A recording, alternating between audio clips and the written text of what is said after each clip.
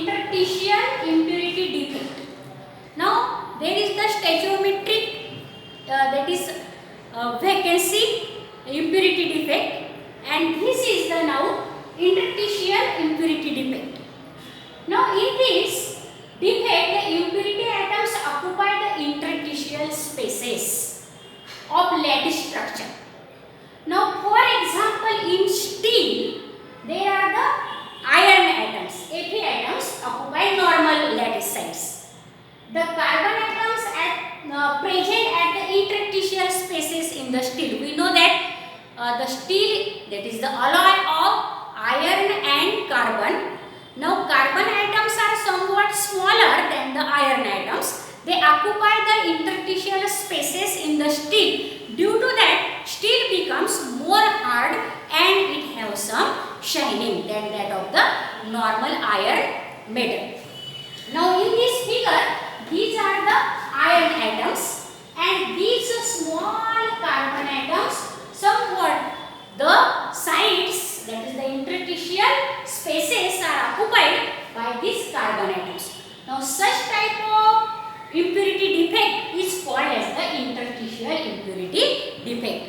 Now let us learn the third main point defect, that is non-stoichiometric defect.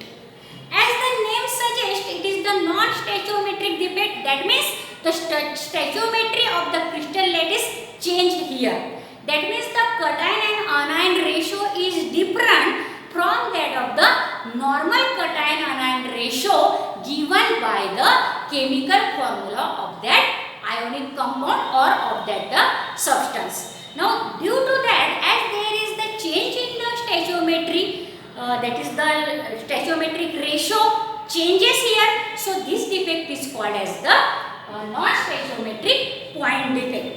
Now how many non-stoichiometric point defects are there? So there are the two types of non-stoichiometric point defects are there. Now this non-stoichiometric point defect arises when the ratio of the atoms of one kind to that of the another kind, or the ratio of number of cations and anions becomes different from that indicated by its chemical formula. In short, stoichiometry of the compound is changed. But this change does not cause any change in the crystal structure. Remember that. Though there is the change in the stoichiometric, but the crystal structure remains as it is. So in non-stoichiometric point defect, there is only change in the stoichiometric cation anion ratio, which is different from the that is the cation anion ratio as shown into the chemical formula of that compound. Now these non-stoichiometric point defects are of two types. There are two types of non-stoichiometric point defects. First one is the metal deficiency defect. That means there is the deficiency of the metal is found in the crystal. If there are variable valencies of that metal cation, then some of the sides of the lower valencies or oxidation state of the metal ions, that is cations, get displaced by the such metal ions which have higher oxidation state. Now see here, metal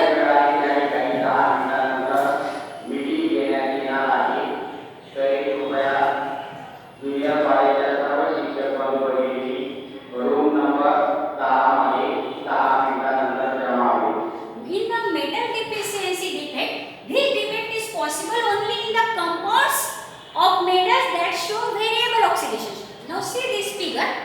Here Ni plus ion plus 2 ions are there, which are the cations. Now that is the nickel oxide, NiO compound. Now this Ni having the plus 2 oxidation state, oxygen ions have the minus 2 oxidation states, but one of the Ni plus, that is the plus 2 ions, is displaced by the Ni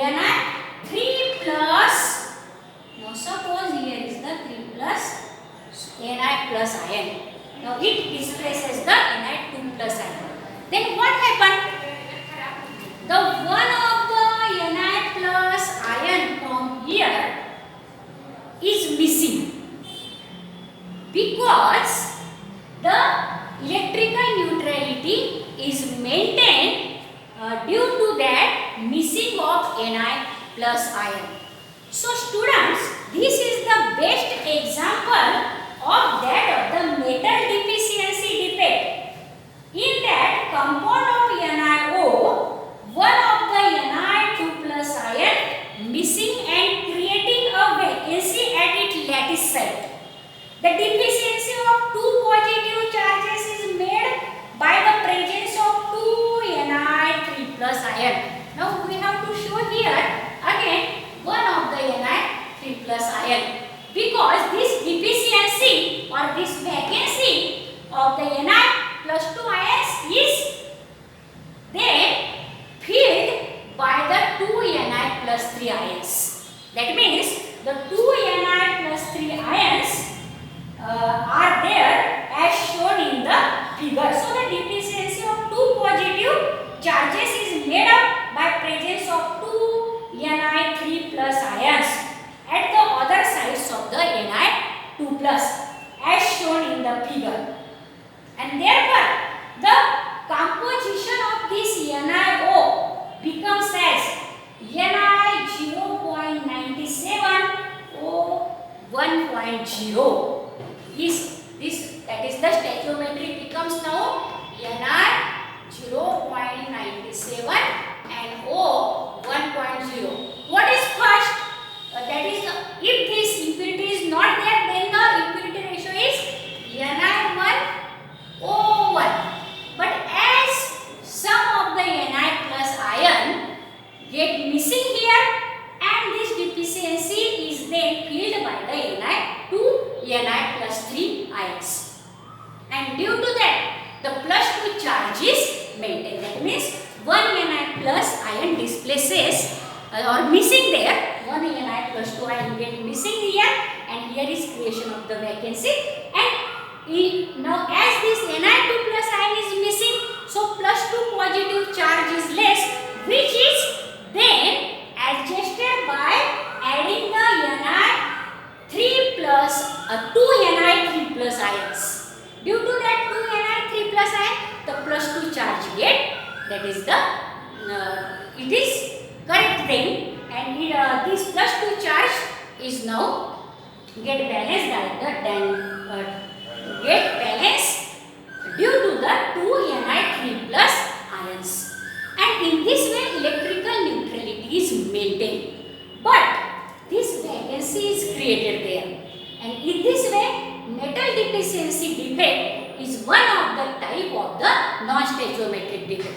Now another type of the non-stoichiometric defect is metal excess defect. Now that will be see into the next lecture.